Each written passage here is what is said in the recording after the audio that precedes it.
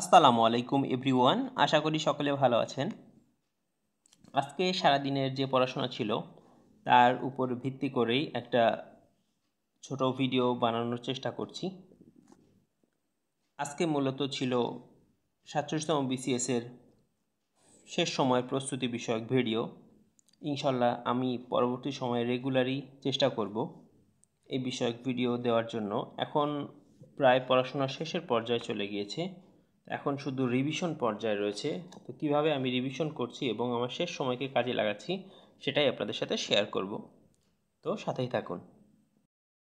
তো প্রথমেই আমি মূলত ম্যাথ দিয়ে শুরু করেছি, কারণ যেহেতু আমি ম্যাথটা প্রায় শেষের কাছাকাছি চলে এসেছি, তাই আমি চাচ্ছিলাম যে ম্যাথটা শেষ করে ফেলতে। যদিও ম্যাথ আসলে এগুলো শেষ হলেও হয় না শেষ, একটা কথা আছে না যে শেষ হয়ে হইল না শেষ, তাই বিষয়টা একটা এমন। পাটিগণিত শেষ করেছিলাম পূর্ববর্তীতে, বীজগণিতটাও অলমোস্ট শেষ ছিল, একটা পার্ট, দুইটা পার্টের মোট একটা পার্ট শেষ হয়েছে। পার্ট 1-2 শেষ হয়েছে, পার্ট 1 চলমান রয়েছে। তো যেহেতু ঈদের একটা দীর্ঘ বিরতিতে আমি পড়াশোনার একটু বাইরেই ছিলাম, বিশেষ করে রোজায় আমার খুব বেশি পড়াশোনা হয়নি, পরিমাণে খুব কম ছিল, শুধুমাত্র অনলাইন অ্যাপসে পরীক্ষা দিতাম, এটাই, এর বাইরে কিছুই আসলে করা হয়নি, কারণ রোজা রেখে আমার জন্য একটু কঠিন হয়ে যাচ্ছিল বিষয়টা, তাই আর ওভাবে পড়াশোনা চালিয়ে যেতে পারিনি। তো ইনশাল্লাহ ঈদ পরবর্তী সময়ে পড়াশোনা রেগুলার করতে পেরেছি ঈদ পরবর্তীতে। তো আজকে যেহেতু আমি পাটিগণিত 1 শুরু করেছি, এখানে প্রয়োজনীয় যে মৌলিক বিষয় সূত্রগুলো ছিল সেগুলো ছিল, এগুলোর যে ইম্পর্টেন্ট সূত্র যেটা আমার মনে হয়েছে, আমার একটু ডিফিকাল্ট বা একটু ক্রিটিক্যাল মনে হয়েছে, আমি এখানে দাগিয়ে রেখেছিলাম। তো আজকে মূল অঙ্কগুলো করেছি। টাইপ 1 এর অঙ্ক,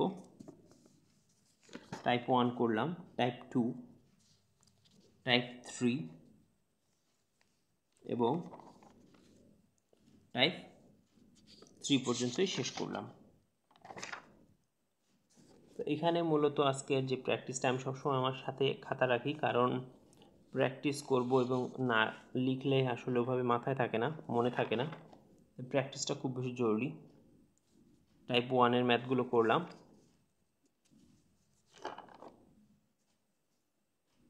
প্রত্যেকটা ম্যাথ ধরে ধরে করা উচিত। দেখুন, প্রথমে মূলত টাইপ 1 কিন্তু বেসিক্যালি সূত্র সংক্রান্ত, অর্থাৎ সূত্র না পারলে কিন্তু আমরা ম্যাথ পারবো না। তো সূত্র যদি ভালোভাবে আয়ত্তে থাকে ম্যাথ পারা খুবই সহজ। দেখুন, এটা হচ্ছে ডিরেক্ট ফর্মুলা, একটু যদি দেখেন যে খেয়াল করুন, ডিরেক্ট ফর্মুলা।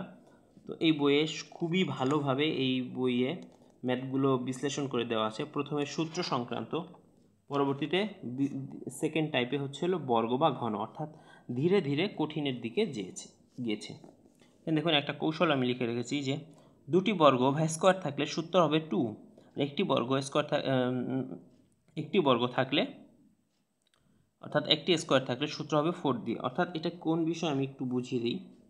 দেখুন, এখানে a - b হোল স্কোয়ারটা বর্গ বা স্কোয়ার আছে একটি, তা একটি থাকলে আমি কি বলেছিলাম, একটি থাকলে হবে 4, তাহলে দেখুন সূত্র গিয়েছে একটিতে 4। জাস্ট এভাবে আমি মনে রাখার চেষ্টা করেছি। আর 2, যেটা 2 সংক্রান্ত, সেটা হচ্ছে 2 থাকলে 2ই হবে, অর্থাৎ x² + y² যদি সূত্র হয় তাহলে 2 দিয়ে করতে হবে। তো এইখানে এই ম্যাথগুলো আজকে করলাম মূলত, প্রত্যেকটা ম্যাথ টাইপ 2 আমি অল্প খাতার মধ্যেই বারবার প্র্যাকটিস করার চেষ্টা করি, কারণ যেহেতু এটা আমার রাফ। টাইপ 3 সেলফ প্র্যাকটিসগুলো করলাম। দেখুন, সেলফ প্র্যাকটিস দেওয়া ছিল, অর্থাৎ এগুলো সেলফ প্র্যাকটিসগুলোর কিন্তু উত্তর দেওয়া থাকে না, এগুলো নিজে নিজেই করতে হয় সেলফ প্র্যাকটিসগুলো। দেখুন, দেখাচ্ছি আমি, এই যে সেলফ প্র্যাকটিস, এগুলো করে দেওয়া থাকে না, নিজে নিজেই করতে হয়, অল্প কিছুই থাকে, 2 থেকে 4টা এরকম। তো এগুলো ছিল আজকের ম্যাথ। মূলত চেষ্টা করছি শেষ সময় ম্যাথটা শেষ করার, কারণ পরবর্তী সময় যাতে আমি আরও কিছু সময় এটা রিভিশন করতে পারি, যদিও 47 করা নাড়ছে দরজায়। পরবর্তীতে আমার যে একটা রিভিশন পার্ট জিকে থেকে, মিহির জিকে রিভিশন, এটা অলমোস্ট আমার শেষের পর্যায়ে চলে এসেছে। আমি অলরেডি একবার শেষ করেছি, আরও একবার রিভিশন করছি। আমি চেষ্টা করব প্রত্যেকটা সাবজেক্ট কমপক্ষে 2বার করে রিভিশন করার। আসলে একটা সাবজেক্ট যখন শেষ হয়ে যায় পরবর্তীতে রিভিশন করতে খুব বেশি সময় নেয় না, তাই আমি চেষ্টা করছি বারবার রিভিশন করার। তো আজকে ছিল মূলত 301 পেজের থেকে বিশ্ব সাহিত্য কেন্দ্র। দেখুন মূল বিষয়গুলো কিন্তু আমি একটু হাইলাইট করে দাগিয়ে রেখেছি। পরবর্তীতে বার্ড, পল্লী উন্নয়ন একাডেমি, এবং প্রত্যেকটা টপিকের সাথে কিন্তু চাকরি বা বিশ্ববিদ্যালয় সংক্রান্ত যে প্রশ্নগুলো এসেছিল এগুলো অ্যাড করে দেওয়া আছে, ফলে আপনারা বুঝতে পারবেন যে কোন টপিক বেশি গুরুত্বপূর্ণ, কোন টপিক কম। উদাহরণ হিসাবে যদি আমি একটু বলি, যেমন এই বার্ড এবং আরডিএ থেকে বিসিএসে কোনো প্রশ্ন আসেনি। ভালো করে একটু খেয়াল করলে দেখতে পাবেন যে প্রাক প্রাথমিক এসেছে, উপজেলা পল্লী উন্নয়নে এসেছে, কিন্তু বিসিএসে কোনো প্রশ্ন আসেনি। পরবর্তীতে একনেক, যেটা হচ্ছে সভাপতি প্রধানমন্ত্রী উন্নয়ন পরিকল্পনা, দেখুন এখানে প্রথমে কিন্তু বিসিএসে 43 বিসিএসে প্রশ্ন হয়েছিল, একনেকের প্রধানকে প্রধানমন্ত্রী। তো বুঝতেই পারছেন যে টপিক থেকে কোনটা ইম্পর্টেন্ট সেটা বুঝবেন বিগত বছর প্রশ্ন দেখে। গ্রামীণ ব্যাংক খুবই ইম্পর্টেন্ট একটা টপিক, দেখুন প্রত্যেকটা বিষয় আমি হাইলাইট করে পড়েছি। 1976, ডক্টর মোহাম্মদ ইউনূস, শান্তি নোবেল পুরস্কার, সবগুলো আমি হাইলাইট করে বারবার করে দাগিয়ে পড়েছি। পরবর্তীতে চাকরির পরীক্ষা, তো এই গ্রামীণ ব্যাংক কিন্তু খুবই গুরুত্বপূর্ণ। ক্ষুদ্র ঋণ, মাইক্রো ক্রেডিট, এগুলো খুব ভালো করে সময় নিয়ে বারবার করে পড়বেন। ব্র্যাকেটটা একটু পড়লাম, ব্র্যাক বিষয়ক মানবাধিকার সংস্থা 2007 সালের 9 ডিসেম্বর। বারডেম হসপিটাল, খুব এখানে একটা গুরুত্বপূর্ণ তথ্য হচ্ছে প্রতিষ্ঠাতাকে ডক্টর মোহাম্মদ ইব্রাহিম, এবং একে বলা হয়েছে বহুমূত্র সমিতি। বিশ্ব ডায়াবেটিস দিবস হচ্ছে 14ই নভেম্বর। তো এই ইম্পর্টেন্ট তথ্যগুলো একটু মাথায় রাখলেই চলে। জনসংখ্যা বিষয়ক গবেষণা ইনস্টিটিউট হচ্ছিল আজিমপুরে, এটা হচ্ছে নিপোর্ট প্রতিষ্ঠিত 1977 সালে, যদিও এখানে লেখা নেই, কিন্তু বিভিন্ন চাকরির পরীক্ষায় প্রশ্নটা এসে থাকে যে জনসংখ্যা বিষয়ক গবেষণা প্রতিষ্ঠান নিপোর্ট প্রতিষ্ঠা সাল কবে। এটার প্রতিষ্ঠা সাল মূলত চাওয়া হয়ে থাকে, নিপোর্টের প্রতিষ্ঠা সাল 1977। বিভিন্ন এরপরে কমিশন, পরিকল্পনা মন্ত্রণালয়, বিভিন্ন জাদুঘর বিষয়ক তথ্য, বরেন্দ্র জাদুঘর, এগুলো। তো মোটামুটি আজকে প্রায় 10 পেজ রিভিশন করেছি অতি অল্প সময়ে, এবং যখন আমি পড়েছি তখন কিন্তু বারবার লিখে টপিকগুলো লিখে পড়েছি, যাতে আমার মনে থাকে, কারণ সবগুলো তো মানুষের মনে থাকে না, যেটা ভুলে যায় এটা বারবার একটু লিখে নেই, তাহলেই ভালো হয়। তো এটা ছিল আজকে রিভিশন পার্ট, অতি অল্প সময়ে আমি কিন্তু রিভিশন করতে পারলাম। তো এইখানে সুবিধাটা দেখুন যে প্রথমে আপনার শেষ হতে যেই সময় লাগবে রিভিশন করতে তার 3 ভাগের 1 ভাগ সময় লাগবে, এটাই হচ্ছে রিভিশনের সুবিধা। পরবর্তীতে মাস্টার দেখলাম, মাস্টার বই থেকে ইংলিশ গ্রামারটা আমি দেখব। তো আজকে পার্টস অফ স্পিচটা দেখেছি, 4/4/2025। পার্টস অফ স্পিচের noun, proper noun, collective noun. দেখুন এইখানে একটা সবচেয়ে ভালো বিষয় হচ্ছে প্রচুর পরিমাণে প্র্যাকটিস দেওয়া। আমি এর আগেও আপনাদেরকে দেখিয়েছি যে মূলত আমি নির্দিষ্ট কয়েকটা টপিক বিসিএসের জন্য, বা বিসিএসের গ্রামার পড়লে আসলে অন্য টপিক গ্রামারেরও কাজ অলরেডি হয়ে যায়, তো এই টপিকগুলো আমি মূলত পড়বো, এর আগেও আমি দেখিয়েছিলাম। তো তারই ধারাবাহিকতায় আমি মূলত আজকে এগুলো দেখছি।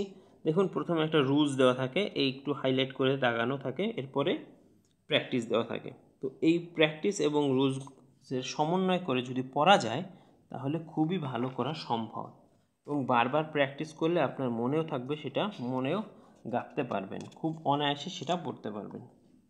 এটা ছিল আজকের ইংরেজি মাস্টার থেকে। যদিও এই মাস্টার বইটা দেখে মানুষ ভয় পায়, কিন্তু বারবার যদি পড়া হয় এবং সুনির্দিষ্ট কিছু টপিক যদি পড়া যায় তাহলে ইনশাল্লাহ একটা সময় বইটা শেষ হয় এবং ভালো করা সম্ভব।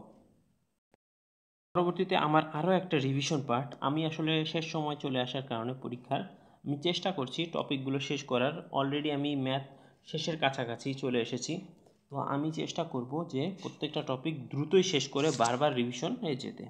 এবং ইংরেজি সাহিত্য, বাংলা গ্রামার, বাংলা সাহিত্য খুবই একটু জটিল টপিক, এগুলো থেকে মূলত রিভিশন করা উচিত বারবার, তাহলে মনে থাকে। ইংলিশ সাহিত্যে অনেক কোটা, এগুলো শুনলে আসলেই মনে হয় যে আল্লাহ এগুলো কোথা থেকে আসলো। তো বারবার যখন রিভিশন করা হয় তখন ইনশাল্লাহ ভালো করা সম্ভব। তো এইখানে মূলত আমি অলরেডি প্রায় 40 পেজ পর্যন্ত চলে এসেছিলাম। দেখুন প্রত্যেকটা টপিক কিন্তু আমি চেষ্টা করেছি হাইলাইট করে দাগিয়ে পড়ার। হাইলাইট করে দাগিয়ে দাগিয়ে পড়লে কি হয়, সেই বিষয়টা আপনার বেশি সময় লাগে না, পরবর্তীতে দেখলেই আপনার সেটা মাথায় গেঁথে যাবে। তো ইংলিশ লিটারেচারটা চেষ্টা করবেন বারবার দাগিয়ে দাগিয়ে পড়ার। করে মেন্টাল অ্যাবিলিটি বা মানসিক দক্ষতা, এটা আমি শুরু করেছি। প্রত্যেকটা সাবজেক্টই আমার মোটামুটি শেষ, শুধুমাত্র মানসিক দক্ষতাই বাদে। মানসিক দক্ষতা ইনশাল্লাহ আমি শেষ সময় দ্রুত সময় এটা আয়ত্ত করে নেওয়ার চেষ্টা করব, দেখি কতটুকু করা যায়। মানসিক দক্ষতা এই 5টা সাবজেক্ট এখন আমি মোটামুটি ধরেছি, যেহেতু আমার রিভিশন এর মধ্যে 2টা, তাই এটা শেষ করতে আমার খুব বেশি সময় লাগবে না আশা করি। তো এটা ছিল আজকের মূলত পড়াশোনা, 47তম বিসিএসের শেষ সময় প্রস্তুতি। ধন্যবাদ, ভালো থাকবেন এবং আমার চ্যানেলটি ভালো লাগলে সাবস্ক্রাইব করে আমার পাশেই থাকবেন। আসসালামু আলাইকুম।